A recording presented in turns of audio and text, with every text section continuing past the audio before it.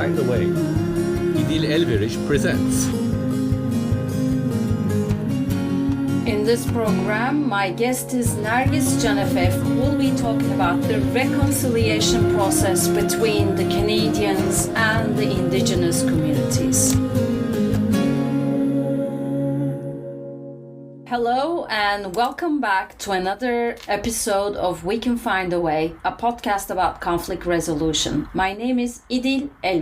This is a podcast that pioneers a culture change in handling conflict because conflict is everywhere. It is also the only bilingual podcast that addresses conflict on an international scale. We Can Find a Way is sponsored by Koç Attorneys at Law, the Istanbul and Antalya-based boutique law firm. Founding partners of Koç Attorneys at Law are staunch believers of using dialogue and finding common ground to resolve conflicts. They're very happy to be supporting this podcast in the hope that it will help advance the much-needed discussion on de-escalation and reduction of polarization in conflict situations within the legal practice as well as in the public discourse. Not much is known about a conflict that involves residential schools in Canada. Basically, the Canadian government, in cooperation with the churches, has taken away for a very long time indigenous children from their families and never returned them, assimilated them, changed their religion and names, a practice that has occurred until the end of 1990s. My guest, Nergis Canefe, explained much more in this episode. She and I explored how, after all the pain and loss for the indigenous communities,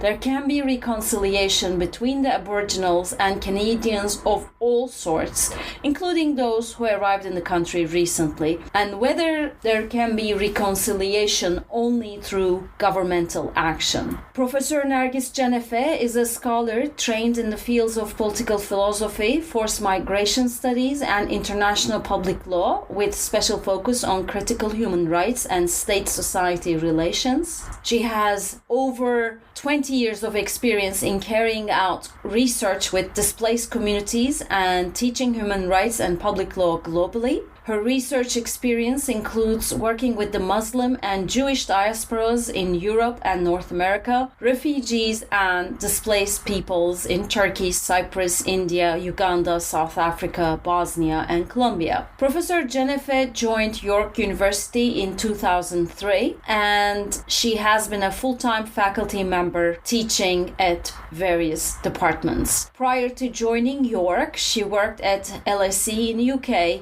and Bilgi University and Boğaziçi University in Turkey. Professor Canefe holds a PhD and has an SJD degree in Public International Law, both granted in Canada. We can now move to the interview. Dear Professor Canefe, thanks so much for agreeing to talk to me. Not many people know the legacy in Canada of the residential schools where children were forcibly taken away from their families to assimilate them. When did this start? What did happen? How many people we are talking about, and how did all this come about? Thank you for having me. This particular development is quite recent, but you do need to go back to the times of Canada being part of the Commonwealth. But unlike United States, it stayed within the domain of Great Britain for a long time, and then they were very loyal. In fact, constitutional separation was as late as 1982. The country was created by an Act of Parliament of the United Kingdom dating 1867. It's also known as the Constitutional Act. The Act itself united many of the British colonies and created this particular Commonwealth entity called Canada. The Canadian state is not a unitary state, it's a federal state. This is very important in the reconciliation process. The reason being, for something to be nationwide, it has to be produced at the federal level. The constitutional law framework of the Canadian state also has quite a few anomalies, and since 1982, these anomalies actually multiplied in the sense that the federal parliament deals with issues concerning trade between provinces, national defense, criminal law, patents and postal services, but all the other aspects of constitutional governance and policy making are determined at the provincial level, except the three territories, which are Yukon, Northwest Territories, and Nunavut, in addition to the several provinces that Canada has, in addition to the Quebecois problem, which are the French-speaking Canadians, there's also the territorial issue. These are independent territories with limited governance rights, but within constitutional politics, they have a separate status. And the federal law allows for these territories, which are populated by indigenous populations, to elect councils with powers very similar to provincial legislatures. If they do have issues with the legal framework, a historically constitutional court has been quite unwilling to get involved. Whereas for all other provinces, they would get involved. So what I'm trying to say is historically, the territories whereby the indigenous populations were pushed, I'm not saying live, but pushed, have been somehow marked away from the constitutional system. Judges are flown into the territories for conducting investigations, court cases. Healthcare is a major problem. So it's almost like the third world of Canada. This is an important background for us to consider because all of a sudden there's an environment created which suggests that all Canadians are united to engage with the indigenous problems and they're all open to embracing the past mistakes of the Canadian state. But if you only went back 10, 15 years, no one cared. It wasn't there as an item. It was mainly emerging here and there in terms of land rights and individual corporations or municipalities trying to build things, or the federal government trying to establish a pipeline that crossed indigenous territories. And then the groups were actually seeking their civil rights and property rights, saying, no, you can't do that. This is our burial site. So 10, 15 years ago at the law school, when you talked about indigenous law, indigenous politics, these were the kinds of things that were discussed. Nobody discussed missing and murdered women and girls, or nobody discussed residential schools. So this is actually quite a recent development. The Indigenous peoples of Canada have different types of government. The First Nations can have a range of governmental powers over reserve lands under the Federal Indian Act. There is a term which is unceded territories. That means that's disputed land. The Canadian state claims that in the context of Indian Act, they actually gained possession of that land. And then the Indigenous populations say, no, this was just your interpretation of what's happening. And it wasn't necessarily something that you gained. The negotiation has never finalized. And many of these unceded territories are actually pieces of land where the burial sites are or where the spiritual sites are. And there are threshold requirements as an Indigenous population for you to make a land claim. Many of the claims are tested against maps that were created by white Canadian colonizer. There are only like 6 of them, and then they're famous maps that the Canadian courts use to counter Indigenous land claims. Even that dynamic is off. Here you have descendants of people who lived in those lands and who know every rock and every tree. And then they're saying, no, this is where we used to live. That's what we used to do.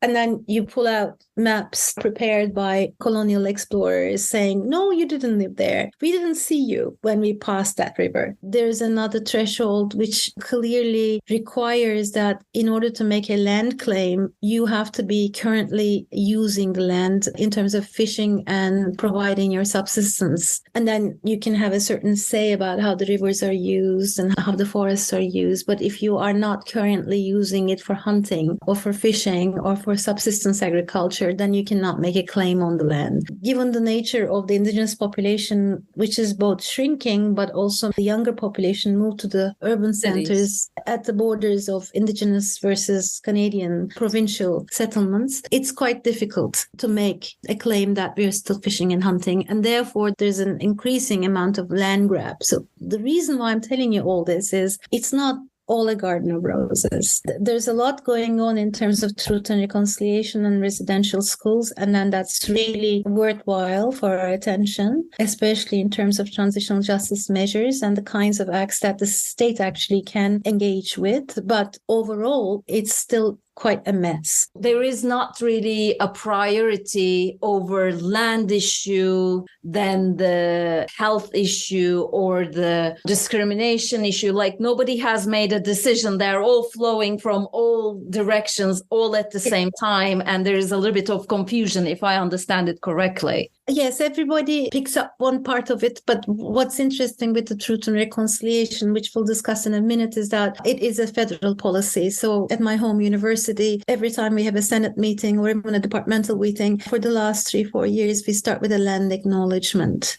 And the university starts every business meeting with a land acknowledgement. This is a very recent thing that actually is related to the Truth and Reconciliation. So this is my mandatory land acknowledgement that I have to put under each email that I write officially. I acknowledge the land on which York University operates and recognize the long-standing relationships indigenous nations have with these territories. For thousands of years, it has been the traditional land of the Huron-Wendat, the Seneca, and most recently, the Mississaugas of the Credit River. Toronto is in the dish with one spoon territory and is home to indigenous peoples from many nations across the Turtle Island who continue to care for this land today. The newer version is much longer, and it basically indicates that these are unceded territories, some of these, which means they're still under negotiation. Some other language acknowledgements emphasize the fact that we are only caretakers in a land that's not ours. What's interesting is these are acknowledgements made by public institutions and mandated by the federal government. This is something very unique, and I think the only other example of that is actually in New Zealand. Plus the language law, whereby many things have to be translated in the to Maori language.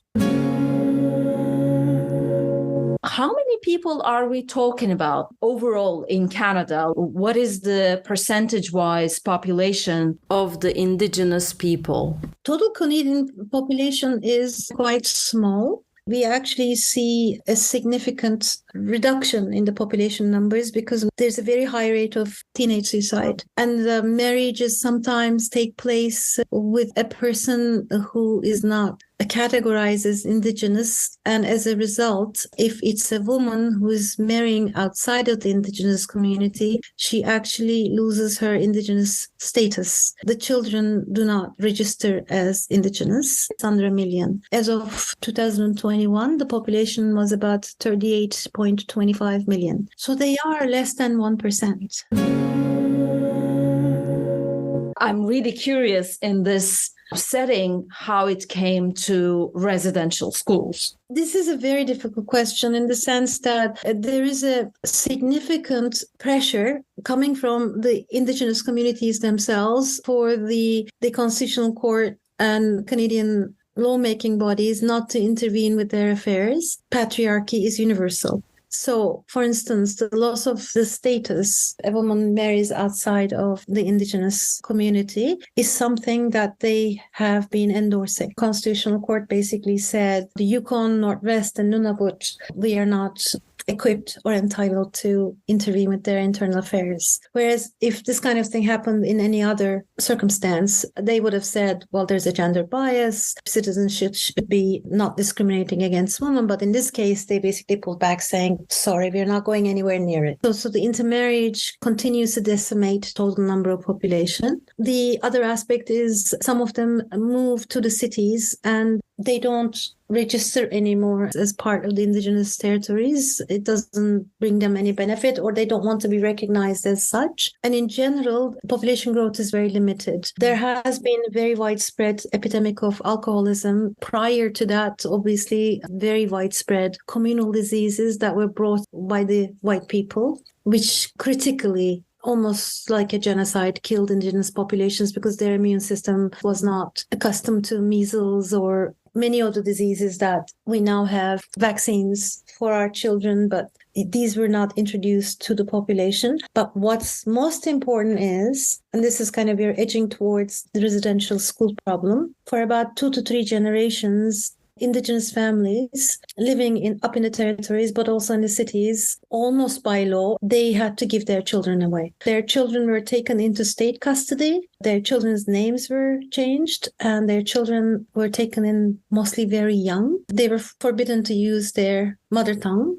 and they were Christianized. Majority of them never saw their children again. So you actually have something very akin to ethnic cleansing. This is obviously one of the international criminal law items about cultural genocide, which is an increasingly commonly made argument. that removing the children forcibly and assimilating them to the larger English-speaking Canadian and French-speaking Canadian public actually amounts to a very definite act of cultural genocide. So this is where the residential schools come into the picture in terms of state criminality. So the Constitution Act itself back in 1867 includes protection for the rights of the indigenous people and then recognizes and affirms their rights related to historical occupancy and use of land. And it also recognizes to a degree their right to preserve their customs and traditions for future generations. But obviously, up until 1982, which is the independent Canadian Constitution and the introduction of the Canadian Charter of Rights, you do not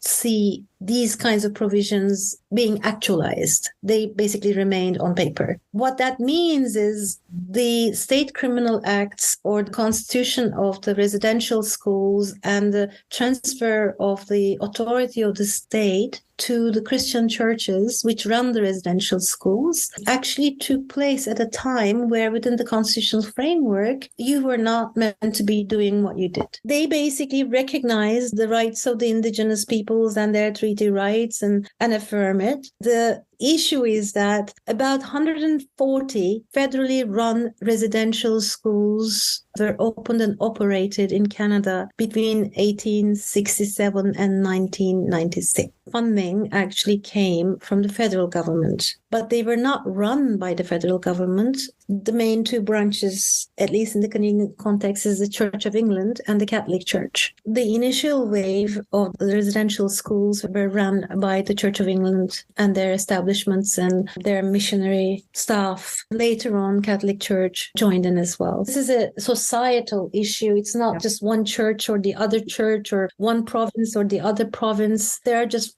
far too many who were actually involved. When you look at the assessment of the damage, you actually see the Diocese of Anglican Church issuing apologies. Real life examples of how widespread this issue was. Let me mention that in British Columbia, which actually has borders with obviously certain First Nations communities and Indigenous communities, you've got Ausat, Alberni, Caribou, Christie, about 10 other residential schools. Some of the recent findings of mass graves are in the sites of only a handful of these 140 residential schools. There hasn't been forensic investigation as to what kind of literal bones are lying in the courtyards or underneath the foundations of these schools, and then these bodies actually belong to young children. We're talking hundreds of bodies. Nobody knows why they were buried there. Nobody knows why there wasn't a proper cemetery. Nobody knows under what conditions they died. There has to be some record somewhere in these schools. There are so many. None, and then there is no epidemic. And this is so widespread in so many different provinces, so far away from each other. Remember, Canada is a continental country. To have the same phenomenon occurring on the east side and on the west side has to be a policy. It has to be something that was normalized in some fashion. So in Alberta, which is the other province, you have 25. Alberta was scarcely populated. Alberta and Saskatchewan, these are actually natural resource provinces. So it's not like Ontario or Quebec where you have very large populations. So it's almost like we call them residential school industries. For some reason, the churches established a fecundary financial relationship with the federal government to go and fetch the children of Indigenous communities up north and bring them down to these provinces where even agriculture was just flourishing. There wasn't much going on. This is such a widespread operation. In Saskatchewan, scarcely populated, you have another 20. In Manitoba, you have another 18. In Ontario, you have very large ones. In Quebec, you have about 6. And even in Atlantic provinces, you still have residential schools. Then you have residential schools in Nunavut itself, in Northwest Territories itself. These are inside and in Yukon. It's a horrendous list, and nobody can deny that this is actually systemic. It wasn't just a province. It wasn't just one population which engaged with these kinds of practices. So the standard practice is that you basically arrive to a community and declare that all the children under the age of 7 or 8 will be taken into the custody of the state. And you often go, I believe, with the Mounties at the time or some sort of a law enforcement, and the families give their children and they don't know when they're going to see them. I don't know what they were told when the children were taken, whether the children were taken like a boarding school arrangement to be given better education. But whatever they were told, they never saw their children again until they were adults, if the children survived. And then the children went through a name change. They were given Christianized names, and then they were basically baptized in some fashion if they weren't already. And then they were under very strict instructions never to speak their indigenous language. And they were trained, but they were never trained highly enough to join the society. At a certain age, if they survived the circumstances, they were released to the society, and then they mostly worked in menial jobs. Siblings were separated. That was very common practice. Even for child adoption, separation of siblings is not a suggested practice. So there was no reason for the siblings to be separated and sent to different schools, but that was a very common practice. The Truth and Reconciliation Commission responds to some of the court cases that were actually opened against the churches in terms of the sexual harassment of some of indigenous individuals who survived and who were harassed and abused by members of a certain church. From what you're saying, I understand this is a governmental practice that involves the assistance of the church. Are there any autopsies that can tell us the reason for their death? Not yet. They know that these are children because of the size of the bones. Size of the bodies, okay. And then there is no actual killing, like there is no gun wounds. Death, but not execution or shooting, kind of. No, it's premature death, and there are no records of these children. So the record-keeping practices of these 140 residential schools are also, I wouldn't say under scrutiny, because most of the records were then destroyed. I mean, this is why it's called cultural genocide. Not only you take the children, but then you don't register them in terms of where you took them from, what their initial original names were. Even their birthdays are basically a blur. And there's no record of where they were released to either. Many argue that the populations which ended up in the cities primarily originate from those who have been taken into indigenous-oriented residential schools, and they didn't know where to go back to. Maybe that's why you have this very high rate of young people's suicides, because trauma gets carried away intergenerationally. Maybe they are the descendants of these people even. I mean, we don't know that, but it's a very traumatic event for a little child, all these practices leaving you in a vacuum, not having any security, etc. And then kind of like leads to probably abuse, self-hate, whatever. The whole lot. I mean, the whole experience is heavily traumatic, and there is a sense of a loss of identity, a loss of community. They remember their original language, many of them, because they were taken away so early. Many of them witnessed the deaths and sexual abuse of others, and they were essentially helpless. There was no scrutiny about the practices of the church. And I mean, your question about whether the federal government initiated it or the churches initiated it, the federal government and the churches for the longest time determined many of the policies hand in hand. Up until 1982, for instance, there's an educational board specifically for Catholic students. And then this is governmentally funded. It's a public school, but the funding allows for these schools only to give education on Catholic doctrine and principles. Most of the post-1960s populations coming into Canada from Latin America are Catholics. So the population kept growing, and then therefore the need kept growing. And then the school board always worked in very close connection with the Catholic churches in Canada. There's also a historical pedigree about education system and federal funding running very close to each other and in various ways very interconnected. Can you tell us a little bit more about this Truth and Reconciliation Commission then? How did this come about? First of all, the Truth and Reconciliation Commission started as a public inquiry commission, and in their administrative law, the highest degree of inquiry is a public inquiry. And these inquiries are binding for all units of the federal government if they're undertaken at the federal level. And you have a special commission funded by the federal budget to investigate an issue. So the beginnings of the Truth and Reconciliation process is actually the establishment of a federally funded commission, which ran a long time between 2008 and 2015 to establish its findings. When you are invited to an inquiry as a member of the public service, you have to release information. This information cannot be used against you in a house of court. When the inquiry started, many aspects of the residential school system and the policy came to light that even the commissioners were not aware of. The commission released its final report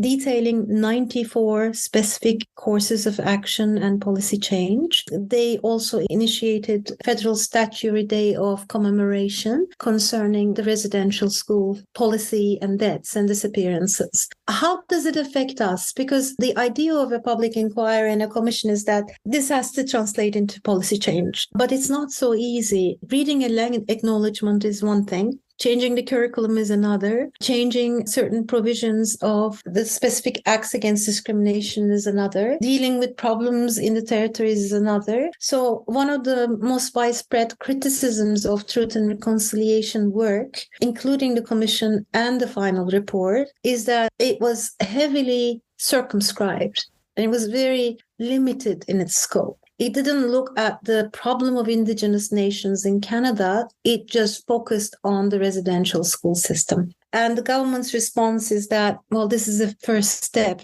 towards something much larger, but we've acknowledged the debts and we've acknowledged the damage, and the government also paid the compensation package for the survivors of residential schools, as well as their communities and families. It was almost like a cherry-picking exercise, not like a wholesale thing, because probably victims are dead, but also the perpetrators are dead, so there won't be anybody to be held accountable, almost like Precisely. a discrimination issue or something that is more tangible today.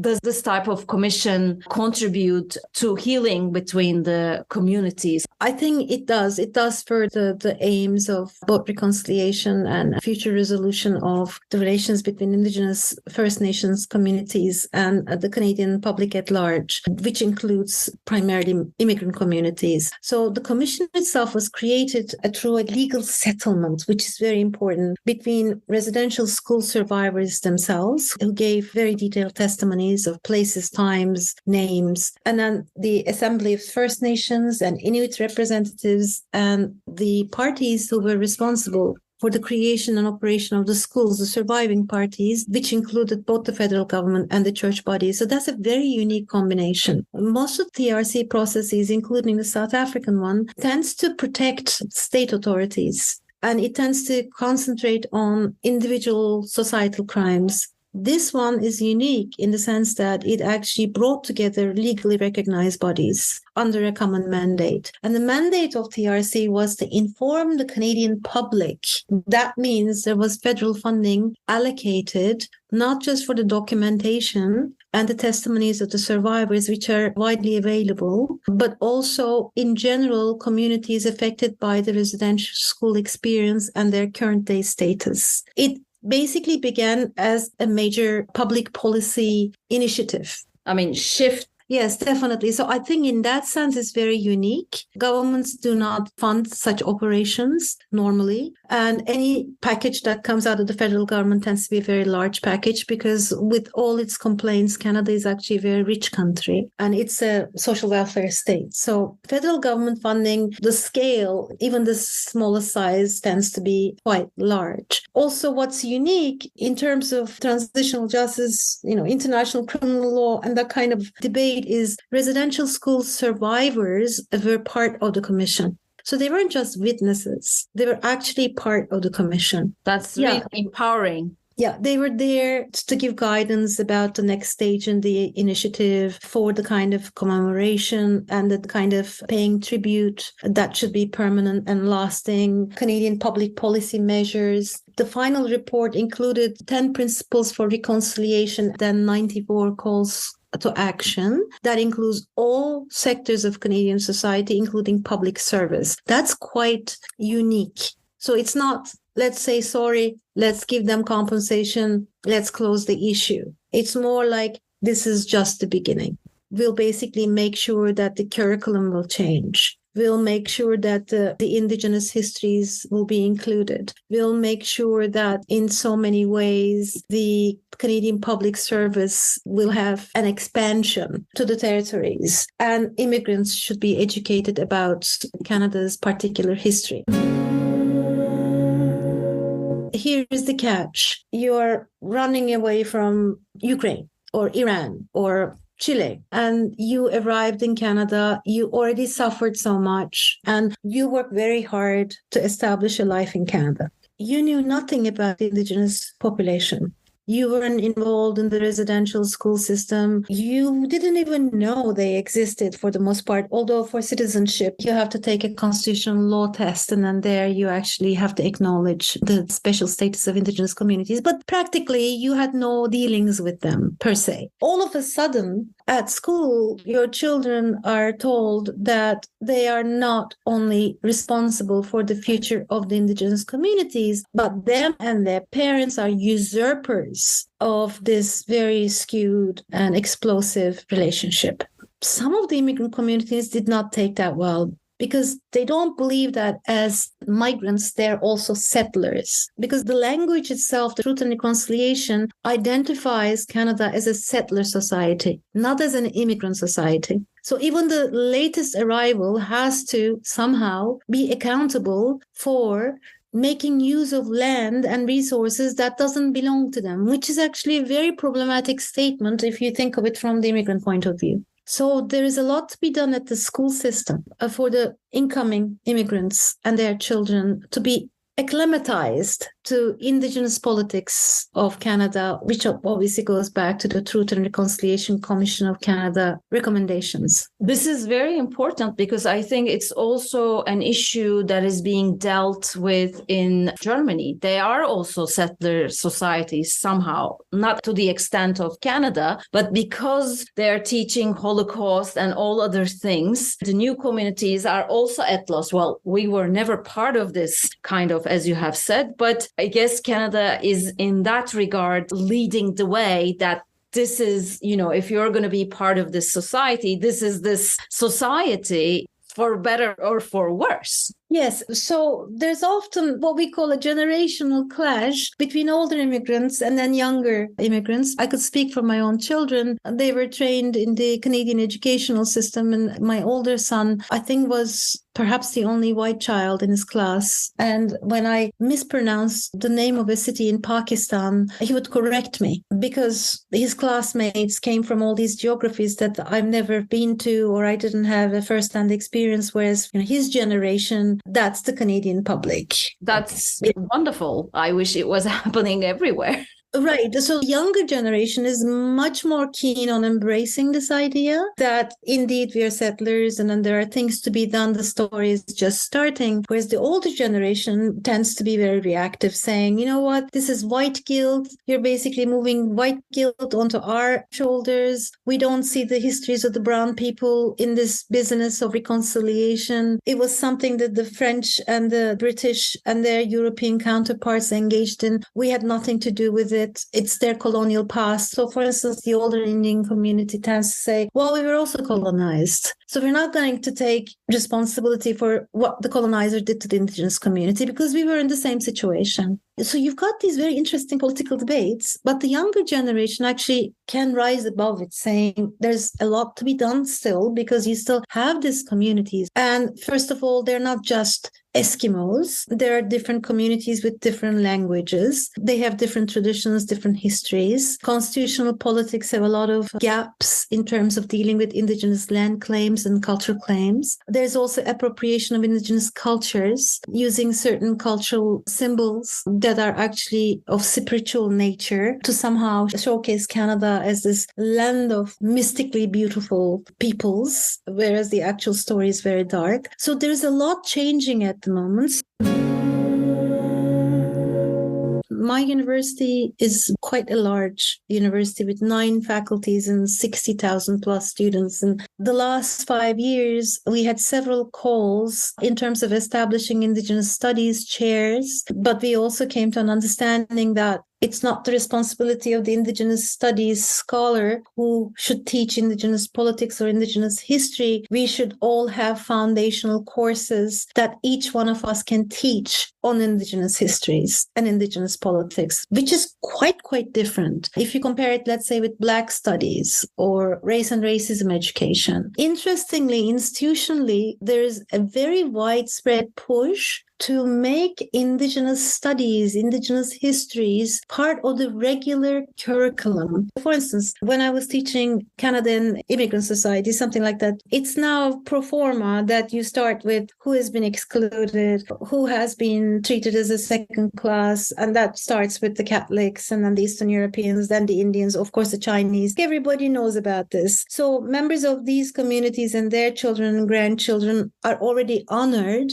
today in terms of what happened to their communities. So the next push is now to variegate that story even further, not start with immigration, French, British colonizers suppressing others, but start with colonizers pretty much causing the extinction of indigenous communities and the land grabbing and the unceded territories, then move on to Canadian history. So it's creating almost like a prehistory to the Canadian state. And you might say, how could one commission or one inquiry lead to that? And I think that's the promising part of it. I don't think people actually thought it would go beyond apologies by the government, some compensation agreement, some recommendations, calls for action by the final report. But it is actually moving beyond it. And what's also interesting is the federal government, instead of closing the commission, which naturally came to an end, they started a federally funded National Center for Truth and Reconciliation, which is actually a permanent archive for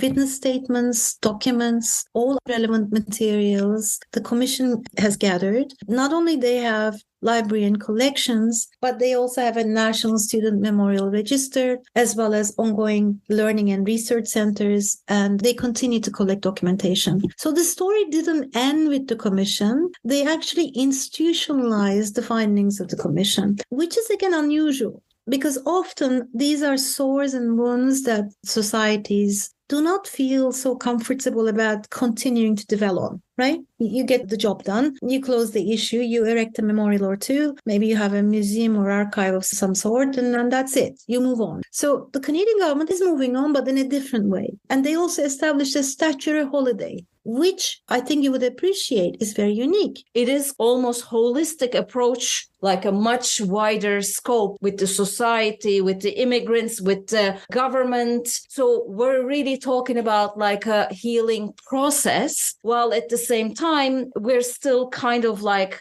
far away from total healing, I guess. So what does it take for healing to actually happen? Can that kind of healing ever take place in a non-democratic setting? If not through the government, can it be through the society in some other way? This is true because the statutory holiday, for instance, for Truth and Reconciliation was actually created through legislative action by the federal parliament, which is very unusual. Public commemoration takes place throughout public education system and all federally regulated workplaces. It's a mandated holiday. You cannot not participate. There's a shift from a simple cultural apology and compensation to a federally mandated, which is very difficult, by the way, because the federal government has to negotiate with each of the provinces in terms of making these kinds of legislative amendments. Politically, it's a very hard process. And then they switch to Every Child Matters discussion.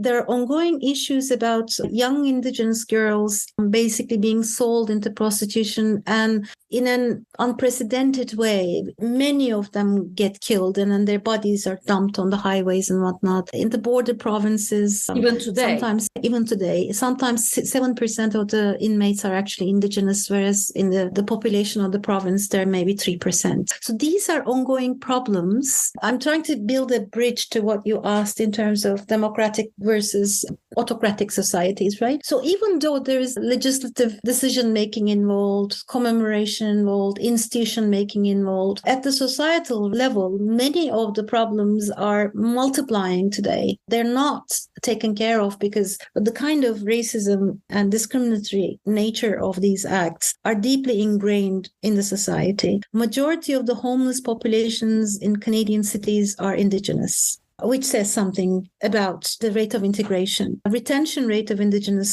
students is so minuscule. So even you get them into the school system to get higher education at a university, until very recently, maybe 10% of them actually completed the degrees. Because there isn't the community and the culture, they're kind of picked up and then brought into an environment that they're not accustomed to. Those continue to be problems, despite the fact that there are very significant federal level interventions. So coming back to your question, whether democratic or autocratic, unless there is societal understanding of the extent of the problem, law itself is not going to lead to full-scale transformation. I wouldn't even say healing. I don't think you can heal a problem that goes back 200-300 years. I don't think that's possible. It's a bit like, I know this is a horrible analogy, but if you lose a child as a parent, you might have other 2, 3, 4 children, but you never heal from it. You just learn to live with it and you learn to mourn it. And then your life basically is a different life compared to a parent who never lost a child. And most likely they would never understand you. So this is the analogy that's often used. You cannot close that wound. It's a multi-generational trauma. What you can do is create a different future.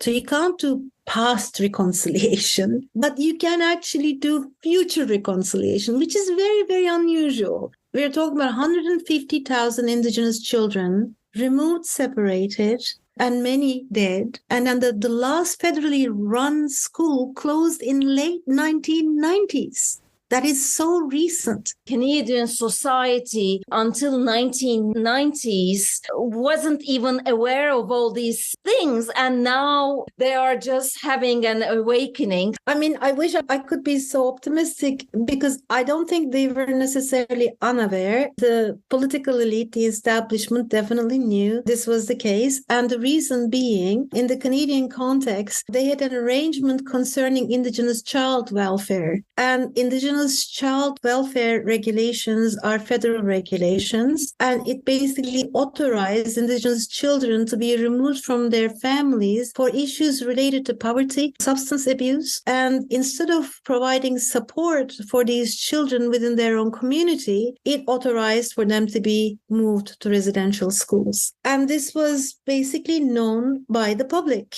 That's what I was trying to say. Although there is now a Bill C-92 legislation which acknowledges that Indigenous communities have the right to create their own child and family policies and laws, and the residential school-like experiences will never be repeated on account of the children taken into federal state custody and then moved to white settler communities. It was actually social workers who were paid by the government, by the public budget, going to these communities, determining which families were dysfunctional, which mothers are not suitable for parenting, and making lists of these children. So up until late 1990s, this was normalized practice. In that sense, whether it's a democratic or an autocratic society, until and unless the societal norms about what these communities are, what they stand for, whether they have similar rights, basically the old Christian doctrine, and I'm sure it's also true for other Abrahamic religions, do unto others what you do to yourself, did not apply to Indigenous communities. They were created as a special class of people historically for 300 years. For some reason, they didn't ever mature to become full citizens in the eyes of not just the public authorities, but also in the eyes of the public. They were continually infantilized as legal subjects. Even as parents, they didn't have the right to determine the future of their children. Until and unless that changes not only legally, but also in terms of the general understanding of the culture and the heritage and the history of these people, I think one of the ways that the Canadian federal government is pushing for that is the land acknowledgement, basically hammering on everybody's head saying, this land actually originally belonged to them. It's a treaty arrangement that we are here. They were here before, and you have to acknowledge that originally it belonged to them. Now, how symbolic that is open to discussion. In the opening ceremony of the summer term, we had to invite the caretaker of the land where the university campus is, and then she sat next to the president of the university. That's perhaps nice, but at the same time, I didn't have a single indigenous student over the years. None of them made it to the very university that they're assigned as a caretaker. This is the kind of transformation that really falls on the shoulders of the society. Canada will be an example for other countries that are willing to take that political step, but politics is not enough, as you have underlined. So thank you, because you're kind of like giving hope even for autocratic societies, in the sense that the society may be ready for something that the government isn't ready. I think from each country we have lessons to learn in terms of transitional justice debates or long-term historical injustice debates. What I've argued a few years ago when I brought together scholars from the Global South was that one of the biggest dangers in this field is that we try to impose a mold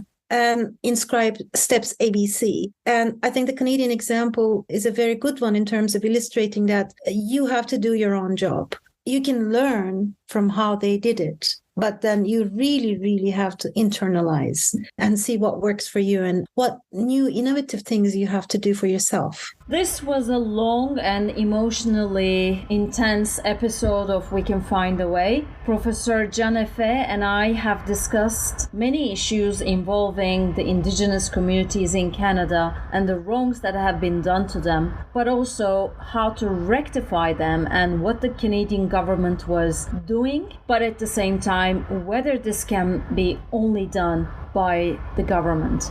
While there seemed to be exemplary work done by the government, actually, given the depth and longevity of the problem, a lot seems to fall on the society as well. So I hope you enjoyed this episode. If you did, please follow the podcast, its website, like it, share it. You can also write a review in Apple or Spotify. Also, please like the excerpts I share in my YouTube channel or in the Instagram account of We Can Find a Way. I would like to close by thanking my sponsor, Koç Attorneys at Law, my marketing manager, Julia Nelson, and musician Imre Hadi and artist Seren Göktan, who allowed me to use their music and photograph in the podcast. Thank you, and hope to meet you in the next episode. We Can Find a Way. İdil Elveriş presented.